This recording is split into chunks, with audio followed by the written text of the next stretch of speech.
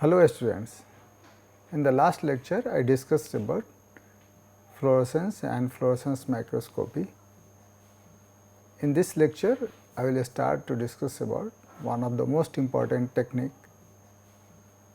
for chemical molecule characterization and biomolecule is NMR, and in this lecture I am going to discuss about principles of NMR spectroscopy. In NMR, when sample is irradiated with light, the absorbed photon promotes a nuclear spin from its ground state to its excited state. So, here basically radio frequency pulse is applied and which promotes a nuclear spin from its ground state to excited state. The degeneracy of energy levels is lifted by the interaction of nuclear dipole moment with an intense external magnetic field. So, initially all the nuclear levels are degenerate and their degeneracy is lifted by the interaction of nuclear dipole moment with an intense external magnetic field.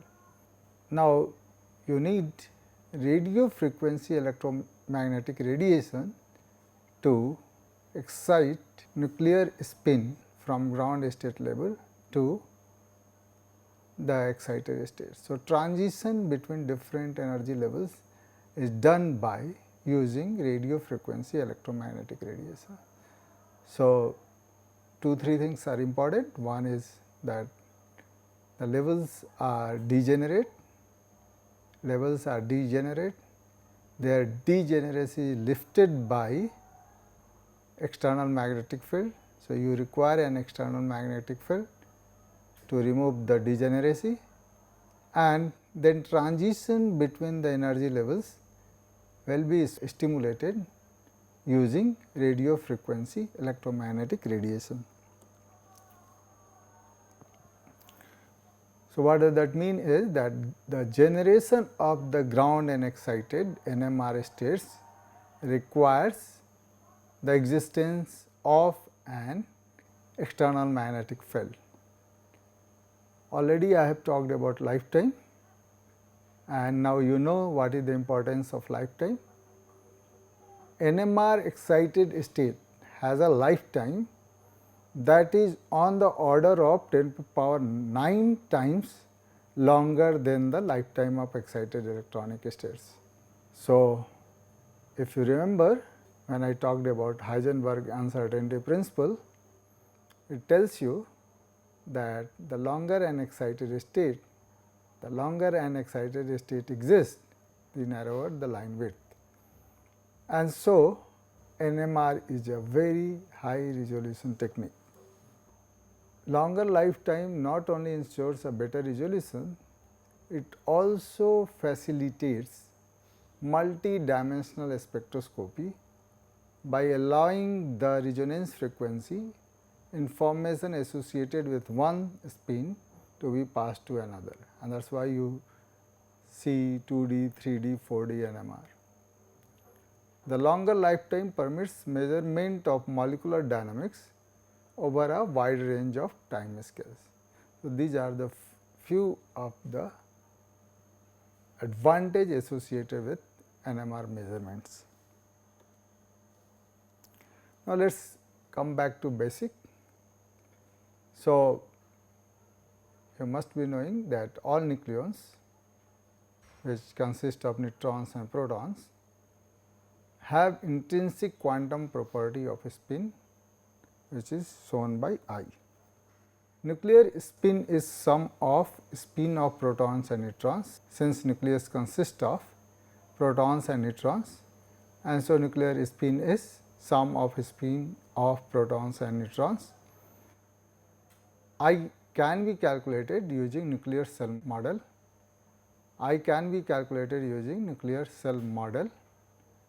depends on mass and atomic number of the nuclei, and these are the different energy levels associated with different orbitals. Some of them I have already discussed in the atomic spectroscopy. So, I am not going to go into detail, but filling of nucleons in these levels gives you the value of I. In general, if the mass number is odd, atomic number is even or odd, I will going to have value half, 3 by 2, 5 by 2. So, it will going to have fraction values and they are detectable by NMR. If mass number is even and atomic number is even, then I is going to have value 0. So, the nuclei with even mass number and even atomic number is not NMR active. A nuclei with even mass number and odd atomic number is going to have value of I equal to an integer 1, 2, 3 and it is NMR active. So, a nuclei with even mass number, odd atomic number is going to be NMR active.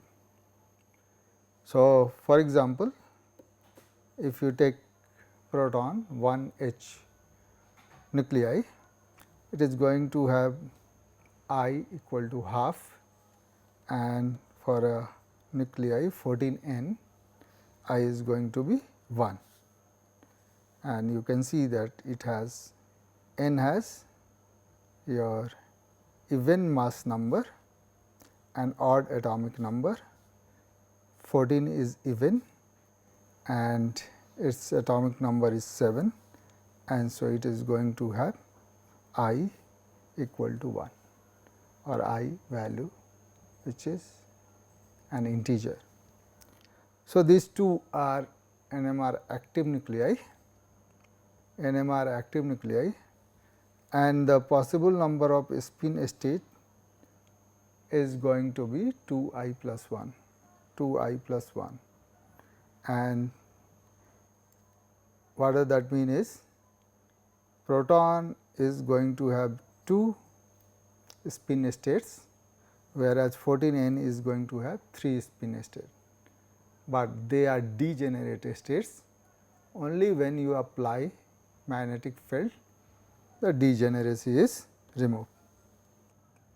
As we know that a rotating object possesses angular momentum, again this I have discussed in spin orbit coupling, that a rotating object possesses an angular momentum is given by mvr and its direction can be known from the right hand rule. So, if suppose the rotating direction is this side, then your momentum will be towards this axis. Now, spin is rotating and it is also charged. What does that mean is that a magnetic field will be induced. So, nucleus with spin is going to have nuclear magnetic moment as a bar magnet has a magnetic moment. So, let us see what will be the value of magnetic moment. This I have already discussed, I will again discuss it, that magnetic moment is simply equal to current multiplied by area, and as we know current is dq by dt and dt is your distance divided by velocity, here velocity of light, and then I average can simply be written as delta q by del t, or in this term you can write simply c by delta x into delta q. So, I is equal to c divided by 2 pi r because you are talking about parameter of a circle, and so delta x is 2 pi r and delta q is charge which is equal to E, charge which is equal to E. So, and area of circle is pi r square. So, we can get mu is equal to I is your C divided by 2 pi r into E, this is your mu, and multiplied by area is pi r square,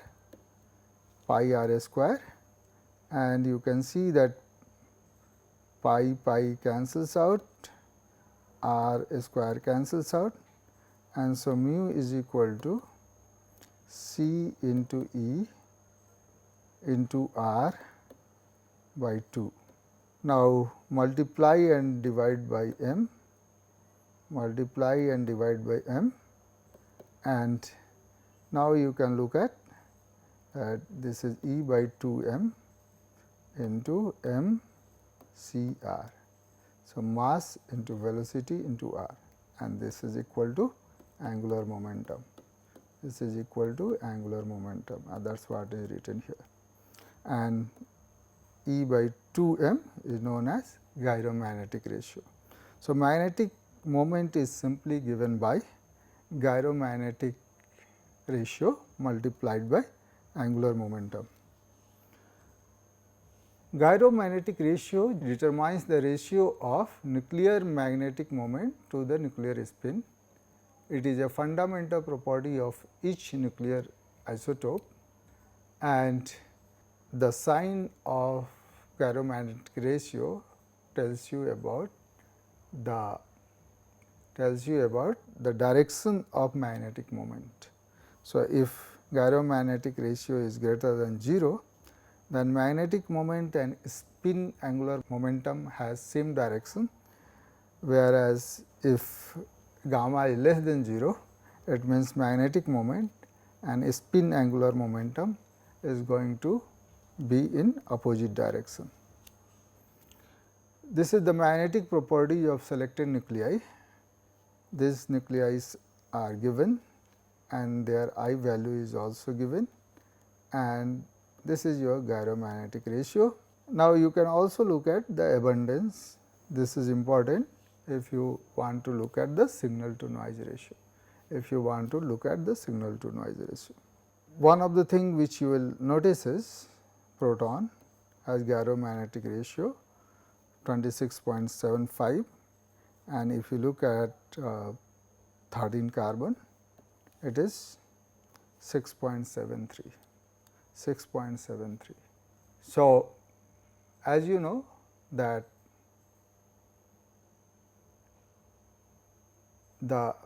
so let's I will talk about this in the next slide, because still I have not talked about magnetic field.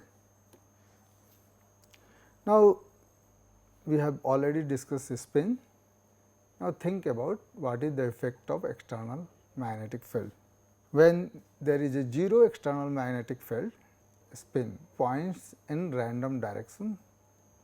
So, what happens is that your combined spin or combined magnetization is your 0 or resultant magnetization is 0.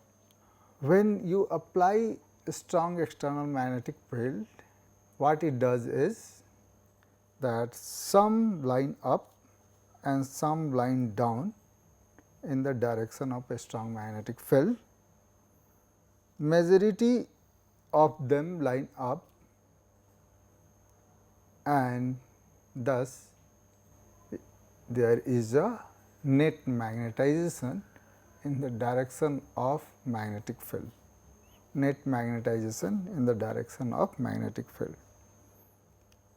However, since the gap between two energy levels in NMR states are very small, and so out of 1 million this much goes up and this much goes down, and there is very small difference in the population between excited state and ground state, and that is why NMR is a low sensitive technique, and this is one of the problem with NMR. NMR is high resolution technique, but the intensity you get is very small. So, sensitivity is small. So, in a nutshell, if there is no magnetic field, the 2 I plus 1 spin states are degenerate, 2 I plus 1 spin states are degenerate. What does that mean? They are going to have same energy. When only you apply magnetic field, then degeneracy of spin states are removed, and now they differ in energy. Separation of energy levels in a magnetic field is called nuclear Zeeman effect. The energy of a spin state is given by this equation, E is equal to minus mu dot B, and we have already discussed mu is equal to gamma into I or J. Sometime some books refer it as J, some book refers it as I, which is angular momentum. So, let us see, this is the equation which I am talking about, this gamma into J, and J is your angular momentum. Now, once you know that, now you can write a Hamiltonian. So, Hamiltonian in the z direction is equal to minus gamma into B naught into I j. So, Hamiltonian operator is equal to minus gamma B naught into I j operator. Energy is equal to minus mu into B, where mu is equal to gamma into I. So, E is equal to minus mu minus gamma into I into B, gamma I into B. So, E j is equal to E in z direction is minus gamma into I j into B. And if you remember quantum, the energy is obtained by applying Hamiltonian operator. So, in this case Hamiltonian operator is equal to minus gamma B naught I j. So, Hamiltonian is also equal to minus omega naught I j, where gamma B naught is omega naught. So, now it is in radian per second unit, and it also can be expressed in Hertz unit as minus nu naught I j operator. If I apply I j I z operator into a wave function, what I will get is m h cross psi m, So, this is the way you can express energy of mth spin level. Energy of mth spin level is minus m h cross gamma B naught, and this is in energy unit, but in radian per second unit it is m omega naught, and in Hertz unit it is m nu naught. I is quantized, and that gives you 2 I plus 1 discrete value of angular momentum, and angular momentum is between I to minus I. So, if I is equal to half, then there will be two values of m I, which is half and minus half. If I is equal to 1, then you have three values 1, 0, minus 1, and if I is equal to 3 by 2, then you have m value, m is equal to 3 by 2. So, these all are different value of m. So, now if I want to go from this to this, the delta E can be calculated, because we know energy of mth level. We know energy of mth level. So, it can be calculated. So, energy is this m h cross gamma b naught, that is what we looked at. If we take nuclei with half spin, for example, 1 h, it has two energy levels and we denote sometime by alpha and beta, and their energies are given by E alpha is half h cross gamma b naught. So, m is equal to half, and for beta m is equal to minus half. So, E beta will be given by minus half h cross gamma b naught. For nuclei with positive gyromagnetic ratio, E beta is lower in energy. E beta is lower in energy, and so what does that mean is that if you take proton, then this is E beta and this is E alpha, and delta E will be equal to simply your half h cross gamma b naught, this is E alpha minus h cross gamma b naught. So, E alpha minus E beta. So, this is basically E alpha minus E beta is equal to this, and this is equal to h cross gamma b naught. So, what is happening is that if there is no field, the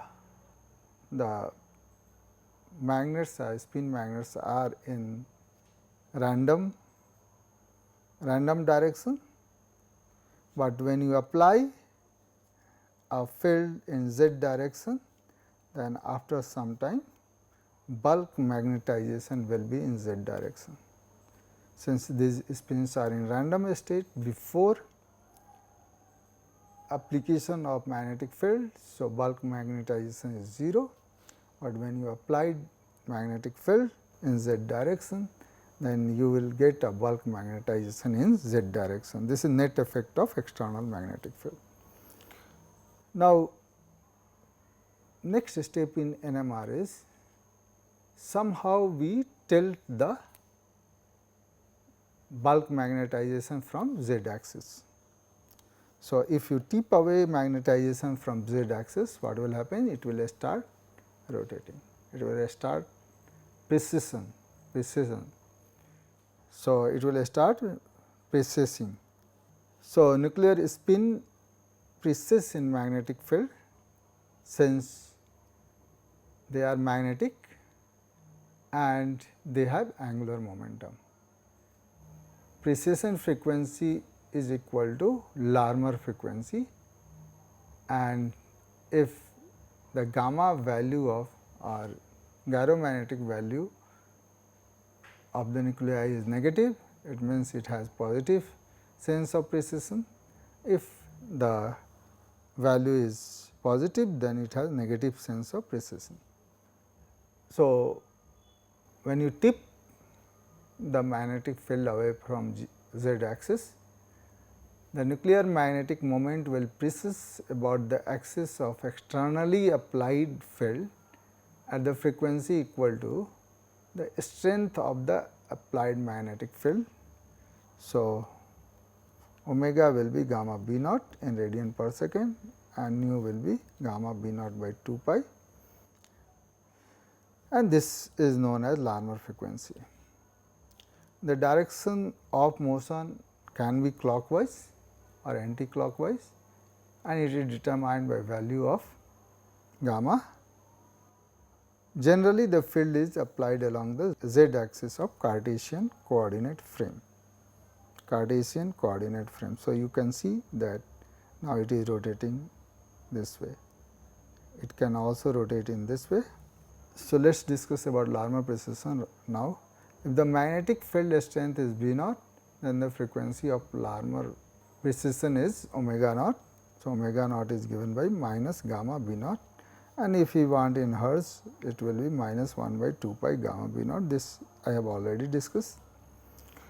Now, this NMR nuclei frequency will be different in different external magnetic field.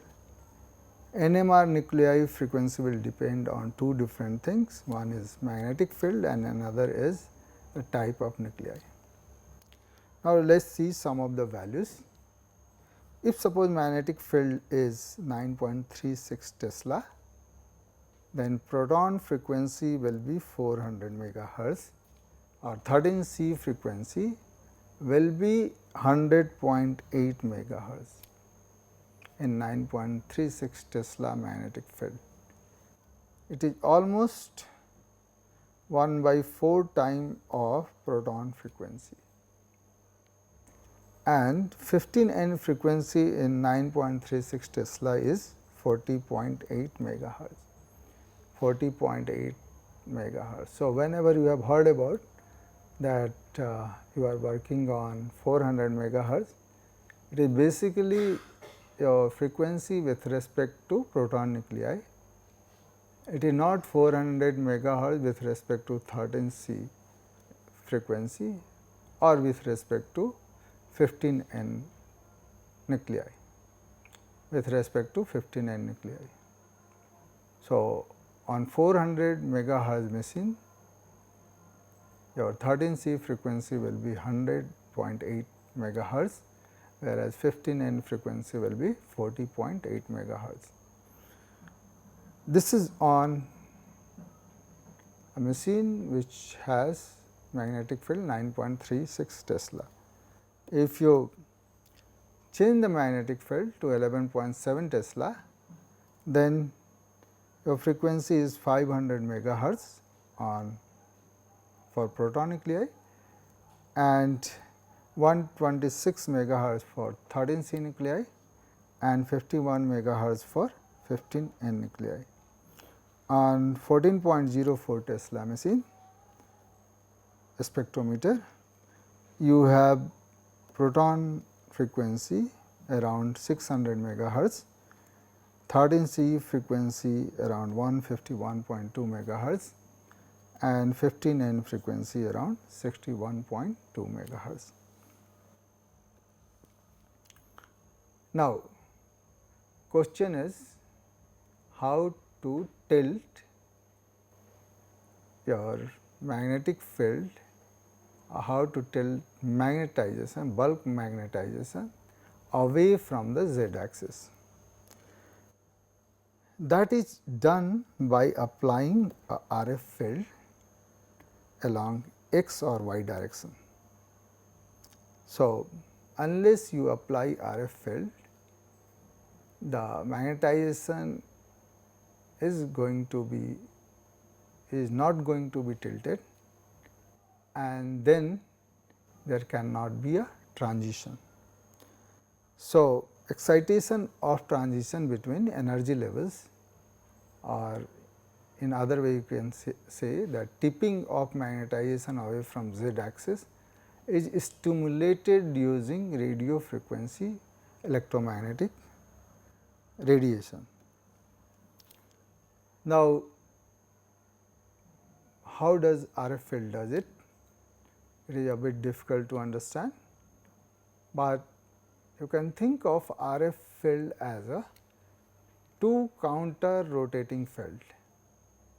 So, what is RF field? RF field is like this. Okay? It starts from some point and then it is like a wave. So, it is like a wave. It is maximum, it is going to 0 and then it is going to maximum in negative direction. This is the way RF field works. Now, if we want to look at the effect of RF field, we need to take the RF field as two counter rotating field. Now, can we represent it by a two counter rotating field? Answer is yes. Now, you think about there is two fields here, okay, at this point. If the two fields are in this direction, x direction, positive x direction, they will combine and give you maximum magnitude along x direction, and that corresponds to this point. Now, they started counter rotating. One is shown by B 1 plus, another is shown by B 1 minus. So, what does that mean? That one field is rotating in minus direction, one field is rotating in plus direction. Minus tells you about clockwise direction, plus talks about anti-clockwise direction. If they are in this position, then your resulting along x axis will be smaller than this, and that is what you get at this position, Now, it is going like this is going like this, and so suppose if it is B 1 plus is at this position, B 1 minus is at this position, then what will happen? The resultant along x direction is 0, and that corresponds to this point. Now, it moved further this way, it goes in this direction. When it is here, then you have resultant along minus x axis, and that is what is shown here. And if it again rotates and comes to minus x direction, both are coming to minus x direction, and the resultant will be maximum, but in minus x direction, and that corresponds to this. So, what does that mean is RF field can be thought of equivalent to two counter rotating field,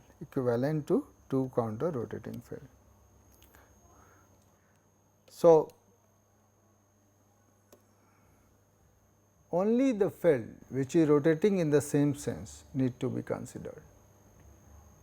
Only the field which is rotating in the same sense need to be considered. So, out of two fields, we have to look at the field which is the rotating in the same sense, in which your magnetization is bulk magnetization is rotating.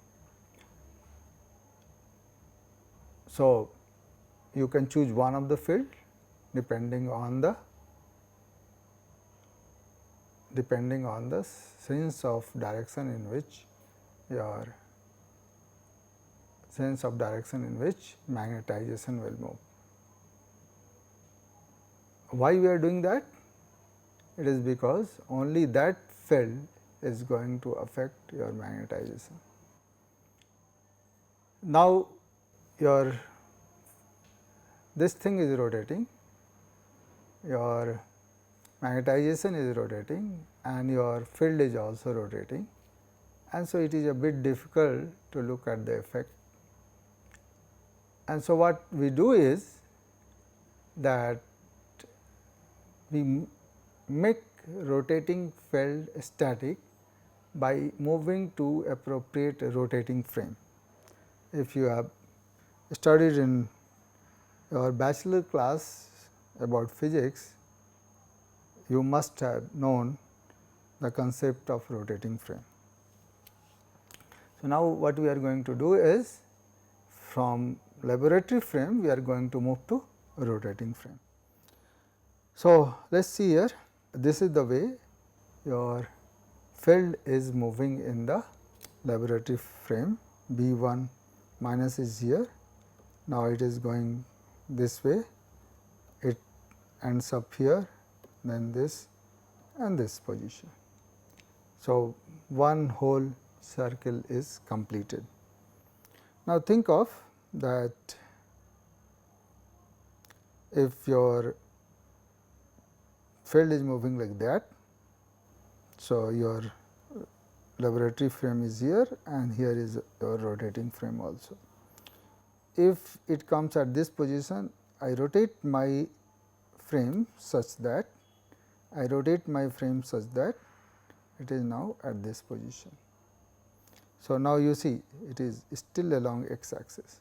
So, your frame is also rotating the way your magnetization is, your field is rotating. If they are here, it is here at this position, then your rotating frame is here, then rotating frame is here. So, as field moves in the same direction, you are moving your rotating frame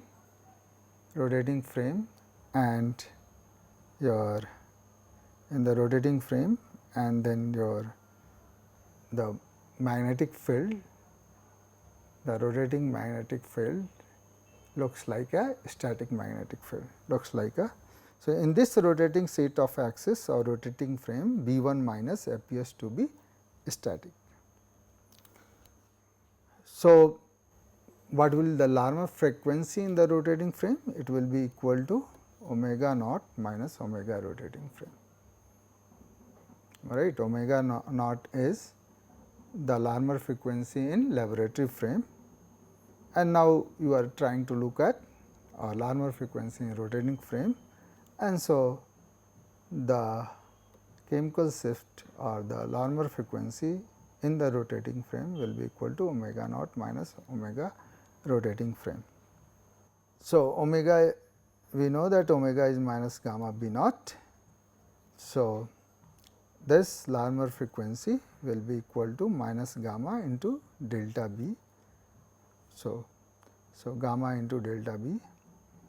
So, delta b is corresponding to this difference, and hence delta b will be minus Larmor frequency in rotating frame divided by gamma, Larmor frequency in rotating frame divided by gamma. This apparent magnetic field in rotating frame is usually called reduced field delta B. So, one of the effect of considering rotating frame is that the effective magnetic field along z direction is no longer equal to B, it is now equal to delta B, and that is your apparent magnetic field in the rotating frame. So, one thing you did is you rotated your frame so that your magnetic field or radio frequency field looks static, that is good enough, but that has effect on the effective magnetic field, that has effect on the magnetic field as such, and the reduced magnetic field is now given a symbol delta B. So, what we are looking at is what is the effect of RF field on the magnetization in presence of external magnetic field in the rotating frame. So, we know that this chemical shift is equal to omega naught minus omega in rotating frame. So, what we do is we take omega rotating frame is equal to minus omega of RF field. Under such conditions, your chemical shift is equal to omega naught minus omega RF, and what does that mean is chemical shift is sum of omega naught and omega RF. So, now W effective will be given by gamma into B effective, W effective will be given by gamma into B effective, and P effective is basically a square root of B 1 square plus delta B square. So, let us understand here B 1 is your RF field and delta B is your the external magnetic field in rotating frame. So, effective B will be given by B effective, and as you can see that B effective can be given by square root of B 1 square plus delta B square. So, omega effective is equal to square root of omega 1 square plus chemical shift square. This angle theta can also be related to delta B and B effective. So, cos theta will be equal to delta B divided by B effective, whereas sin theta will be equal to B 1 by B effective, tan theta is equal to B 1 by delta B, B 1 by delta B. Now, you must have heard about on resonance pulse. If you go and look at any manuscript related to NMR, you will listen about this, you will come across on resonance pulse. What is on resonance pulse? On resonance pulse, a pulse is called on resonance pulse if the transmitter frequency is exactly the same as Larmor frequency, exactly the same as Larmor frequency, and transmitter frequency is basically equal to transmitter frequency T f is basically equal to frequency of rotating frame. It means R f is equal to minus T f, and we know that this is equal to omega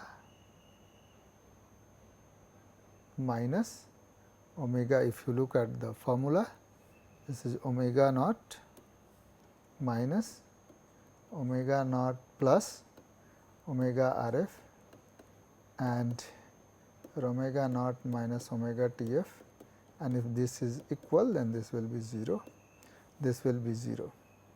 And so, delta B is equal to 0, and B effective is simply B 1, B effective is simply B 1. So, delta B is 0 means B effective is B 1 square root of B 1 square, and that means it is equal to B 1. Delta B is 0, then effective field will be equal to B 1. So, pulse is exactly on resonance. In that case, pulse is exactly on resonance, and tilt angle will be 90 degree, and you can see from here, if B effective is here, then theta is equal to 90 degree. So, tilt angle is 90 degree. Now, let us look at the effect of online pulse, So, this is given by this effect of online pulse is shown by a right hand rule, So, think about this is your magnetization, z axis, you have a magnetization, and this is along the axis in which you have applied your magnetic field, then your magnetization will comes towards you. This magnetization will go from z direction to this direction, and that is what is shown here. So, if you apply B 1 field along this, magnetization is going from z axis to minus y axis. If you apply 90 degree pulse, this is for 90 degree pulse, and if you apply 180 degree pulse, it will go from this point to this point, So, this is your effect of online pulse. When you understand this, it is very easy to understand the effect of pulses on the magnetization. So, one pulse sequence, if you talk about simple NMR spectra, and that is basically one pulse sequence. What you do at proton nuclei, you are applying 90 degree pulse, and so the same as this, and then you remove the pulse, it will again go back to its position, and it is shown here, and I will discuss now how you get this kind of curve. But this is known as FID, which you are going to detect in a normal NMR, in a typical NMR experiment. So, this is very important, this rule is very important, or this scheme is very important to understand the effect of a pulse on magnetization, or effect of RF pulse on magnetization. So, think about if I apply, so right hand rule, please remember right hand rule. If I apply magnetic field along y direction, so this is your y direction suppose, then this is positive x direction and this is I g, magnetization is towards this. When I apply, then it goes to your I x and this side is I x. So, what you can write is I beta, if I apply a pulse phi in alpha direction, then what I will get is I beta cos phi, because it is going from I beta, and plus I gamma sin phi. So, what we did is, let us take like this, this is your beta magnetization and you are applying alpha pulse and this is your gamma. So, if I apply phi pulse, so means it will come from here move to this position and this angle is phi. And so, its component along this axis beta axis is going to be I beta cos phi and its component along this direction is going to be I gamma sin phi. Now, this is, if you understand this, it is not very difficult to understand the effect of pulses on the magnetization. So, let us talk about one pulse sequence. This is magnetization along z axis. I applied 90 degree along x axis. If I apply 90 degree, then what will happen? 90 degree pulse along x axis, then what will happen is, this is right hand rule. So, it is here. So, it will go to this direction. So, let us apply, this is minus x axis suppose. If it is x axis, then it will go like this. Anyway, it goes to y direction, minus y or y. So, it is basically tipped into xy plane. Since 90 degree rotation is there, it will go towards this side basically, and then what will happen? It will come back to this point, and so if you are looking magnetization along y direction, it will decrease. This is the spectrum which you have obtained in time domain, and this is known as FID. And if you do Fourier transformation, then you can get this kind of peak, which tells you about what is the frequency of that nuclei. Now, let us see the effect of pulses. So, what happens if I apply pulse and leave it for some time? Okay. So, what does pulse do? Pulse tilt the magnetization away from z axis, and if you remove pulse, then what will happen? It will start doing precession, and that is what it is shown here. It is doing precession with time. So, in tau 1 time it goes to this position, in tau 2 time it goes to this. So, it is precessing,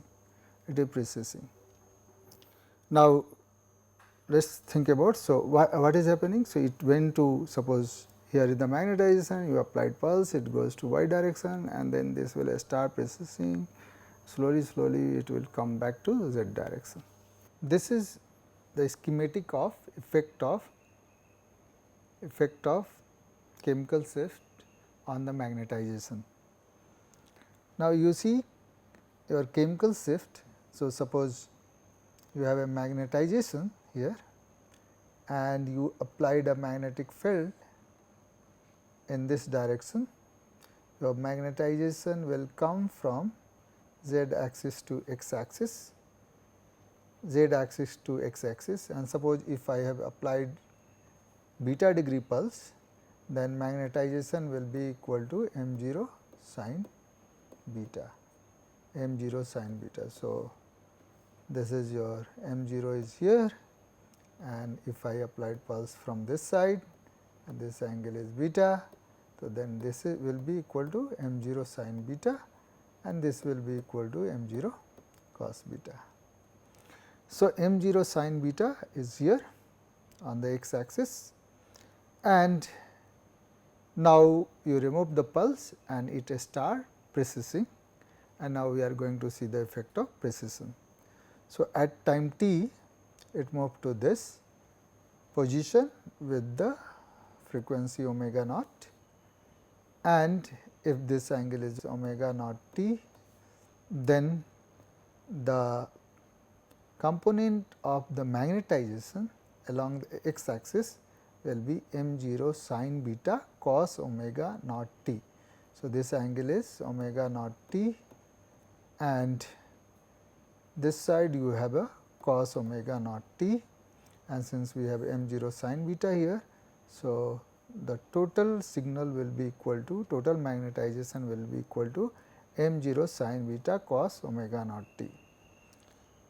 Magnetization in y direction will be similarly given by minus m 0 sin beta sin omega naught t, sin omega naught t, and since it makes your 90 minus beta 90 minus omega naught t angle with the negative y axis, and so you will get this magnetization along y axis.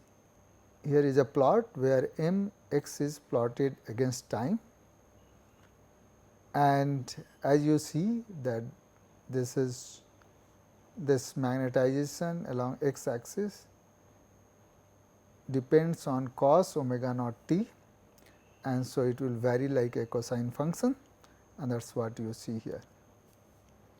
Whereas m y is magnetization along y axis is function of sin omega naught t, and if I m y with time, then it will be seen as a sine function. It will be seen as a sine function. What happened? That you applied the magnetic field, it came into xy plane, and now it is rotating. It is precessing. It is precessing and going towards your. So, this is effect of only rotation, and that is what is known as chemical shift evolution. This rotation after the pulse, after your pulse is known as chemical shift evolution. Now, the chemical shift has the effect of an RF pulse along the z axis, RF pulse along the z axis. So, if you do not want to look at this picture, what you can do is you can try to understand the effect of chemical shift by assuming that RF field, by thinking that RF field is along the z axis, RF field is along the z axis. So, if I apply, so you see this I x, so magnetization is in the x direction. So, x direction is, suppose if you are taking like this. So, this is z direction and this is your, these are the three directions. So, this is I y, this is I x and this is I z. Now, if you take I x, so this is I x magnetization, if I apply z, and then what will happen? It will move towards I y only. So, movement, if this is the magnetization, here is the magnetization, I apply chemical shift, it will move toward this direction, and so it is going from I x to I y, and that is why I x has the cos component, I y has a sine component.